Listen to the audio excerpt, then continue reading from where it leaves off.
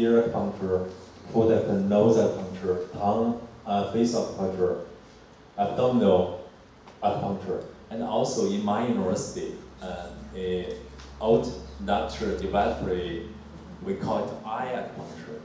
It's originally it's from my university. Taigi, tarkim, dabar egzistuoja tokios kaip mini šakos, ne, tarkim, galvos, skalpo akupunktūra, ausies akupunktūra, rankų, pėdų, pilvo srities, veido. Taip pat mano universitete yra tokia kaip ir sugalvotas irgi nauja akupunktūros šaka, kryptis, tai būtų akies akupunktūra, būtent mūsų dėstytojų darbo rezultatais. It's getting more and more popular because if you use it, you don't have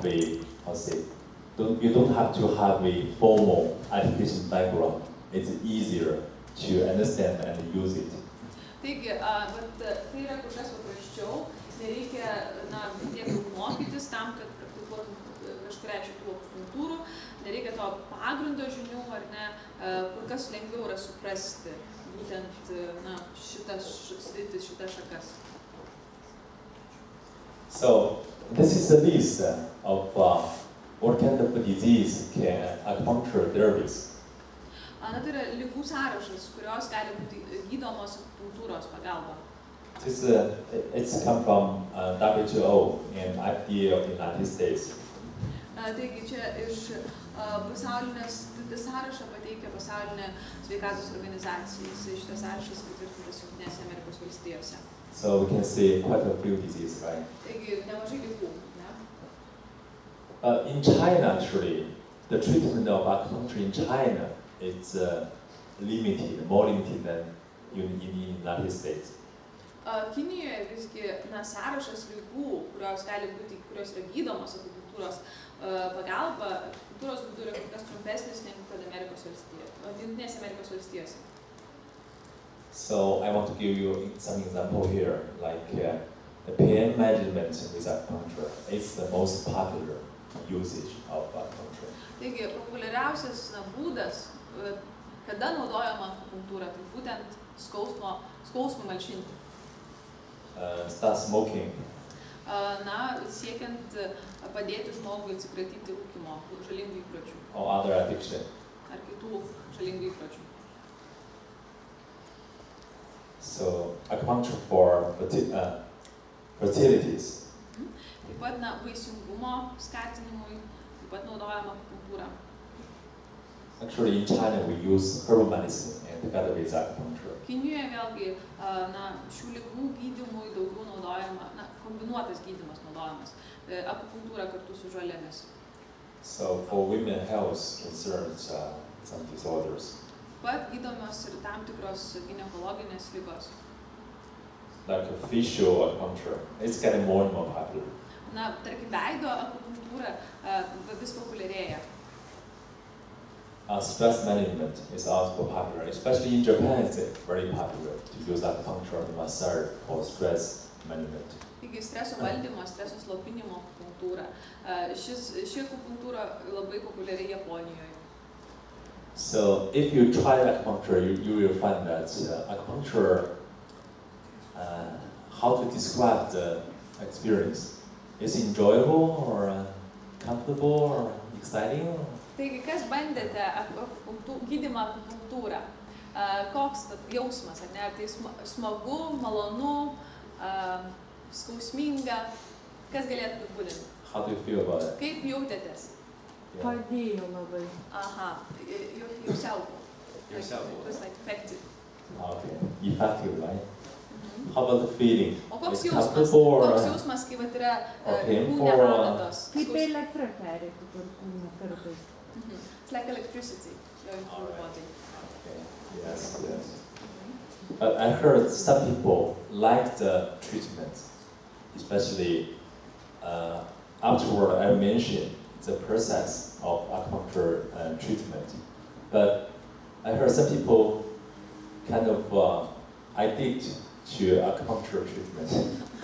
Yra žmonių, kuriems labai patinka akupunktūra ir jie tarsi tampa priklausomi nuo šito gydymo būdo. Kaip cigaretės susidedi. Yeah, that's true. Ar tiesa, ta prasme, esat girdėję apie tai? So, Mano viena pacientė neseniai pasakė, jaučiasi kaip narkotikai. Bet čia šiek tiek skausminga vis dėlto.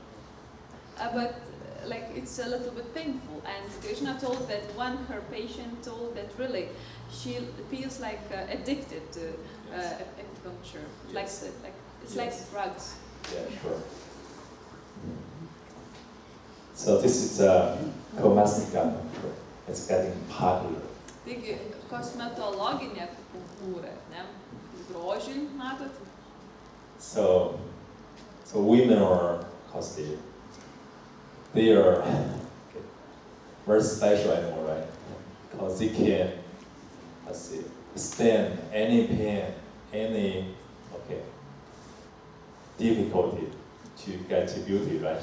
Taigi moteris, įdomus sutverimas, ar ne, dėl grožio gali iškesti bet kokį skausmą. So this is the animal acupuncture. It's getting more and more popular. Gyvūnų akupunktūra. Akupunktūros gydymas gyvūnams vis populiarėja. So acupuncture, I want to see, you can try acupuncture if you have never got experience of acupuncture. It's good. No matter you try it or you try to use it or try to take the treatment, acupuncture is a special experience. Taigi, siūlome pabandyti šitą gydymo būdą, net nesvarbu, gal jūs neturit kažkokių tai susirgimų, bet tai vėlgi, bet kuriuo atveju tai yra įdomi patirtis. Because in China before, everybody can learn acupuncture and can use it at home. So because the skill is very easy to learn. And sometimes it works very well. It's a miracle. Taigi, akupunktūros Kinijoje moka daugelis žmonių ir naudoja ją tiesiog namuose. Ir poveikis akupunktūros tikrai gali būti stebuklingas. So this is the data of the United States that more and more people want to have a try. Taigi, matote duomenis iš Jungtinių Amerikos valstijų, vis daugiau žmonių nori naudoti šitą gydymo būdą. So this is a simple acupuncture session. I mean, if you take an acupuncture treatment, what you will do? Taigi, jeigu jūs norite gauti konsultaciją, gydytis akupunktūros būdu, tai ką reikėtų padaryti? So firstly, you need to take the diagnosis. You need to do a consultation together with acupuncturist. Taigi, visų pirma, reikėtų nustatyti diagnozę, tai reiškia, kad pasikonsultuoti su gydytoju specialistu. They need to invest your tongue and they ask for your history, palpitation, and they collect clinical data to make the diagnosis. Taigi, gydytojas turi apžiūrėti jūsų pulsą, liežuvį, jūsų ligos istoriją, surinkti pakankamą duomenų kiekį tam, kad galėtų nuspręsti, koks gydymas jums tinka. And then needle insertion. Ir tada jau imamasi adatų. So sometimes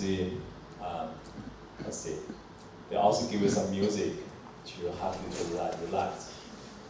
Kartais akupunktūros seansą lydi muzika, tam, kad China, žmogus atsipalaiduotų. In China, we use a lot of herbal medicine to improve the effect of treatment. Kinijoje mes dažniausiai naudojame vaistažoles, įvairias žoles, tam, kad gydymo poveikis būtų dar geresnis.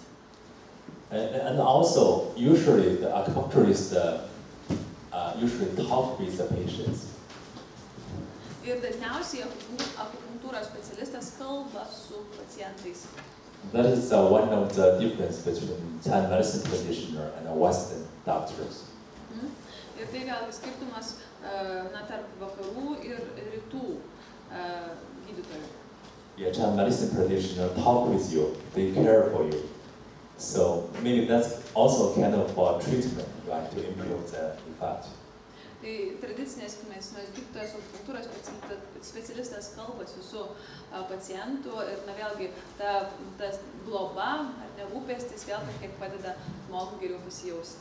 So this is an example of tongue diagnosis. That's a different part of tongue. The color, the nature of tongue can represent different symptoms or different reason of disease. Taigi, pažiūrėkite, tai yra liežuvis, ar ne, ir iš liežuvio nustatomos ligos. Tai yra diagnozės būdas, iš liežuvio formos, spalvos, dydžio galima nustatyti, kokią ligą žmogus serga. So this is a picture. Taigi, čia skirtingų. Yeah, this is a picture of different tongues. Čia yra skirtingų liežuvių nuotraukos. So how does acupuncture work? In Chinese medicine, we got the explanation that acupuncture can to make the human body rebalance. Taigi, kaip veikia akupunktūra? Tradicinėje kinų medicinoje manoma, jog akupunktūra padeda atstatyti organizme suardytą balansą. And usually for pain, in Chinese medicine we see, if you suffer from a pain, that means the flow of qi or blood in the human body is stagnant. That's caused the pain. Tradicinėje kinų medicinoje manoma, jeigu žmogus jaučia skausmą, vadinasi, arba qi energijos tėkmė yra sustabdyta, arba kraujas neprateka. And also believe that because of the connection of meridian and acupoint, we can find out the disorder of inner organ or tissue from the obvious appearance of acupuncture or meridian. Žiūrėdami akupunktūros taškus, jų pagalba, meridianų, kanalų pagalba ir akupunktūros taškų pagalba mes galime nustatyti, kokie yra pažeidimai, kokios yra problemos vidaus organuose. So when you use acupuncture to stimulate a certain acupoint, this stimulation can conduct to other area or other tissue to do the treatment. Taigi, jeigu jūs naudojate akupunktūrinį tašką kažkokį, tai iš tikrųjų jūs stimuliuojate ne tik tą vietą, bet ir kažkokią kitą kūno dalį ar organą. So for acupuncture, you need some practice and skills to find out the location of acupoints, and you must locate it very well to improve the treatment effect. Taigi, vis tiek reikalingi įgūdžiai tam tikros žinios, tam, kad surastumėt akupunktūros tašką teisingai, ir tas tinkamas, teisingas akupunktūros taškas, jos stimuliavimas padėtų pasveikti. So cautions. Some people say Chinese medicine and acupuncture got a low study effect, but still, at a treatment, you must be very cautious. Taigi, manoma, akupunktūra turi gana mažą šalutinį poveikį, bet vis tiek reikėtų būti atsargiam. For some people, it's not suitable to take acupuncture treatment. Kai kuriems žmonėms akupunktūros gydymas akupunktūra yra visiškai netinkamas. Like pregnancy or local infection, those people, you'd better don't use it. Taigi, pavyzdžiui, besilaukiančioms moterims arba jeigu yra kažkokios infekcijos, vėlgi geriau tokiems žmonėms akupunktūros gydymo netaikyti. For diabetes, you can see from the WHO list, acupuncture is suitable for treatment of diabetes, but you must be careful. At the last stage of diabetes, they are very easy to get infection of their skin. So at that stage, you need to be very careful to use acupuncture. Taigi, matėte sąrašą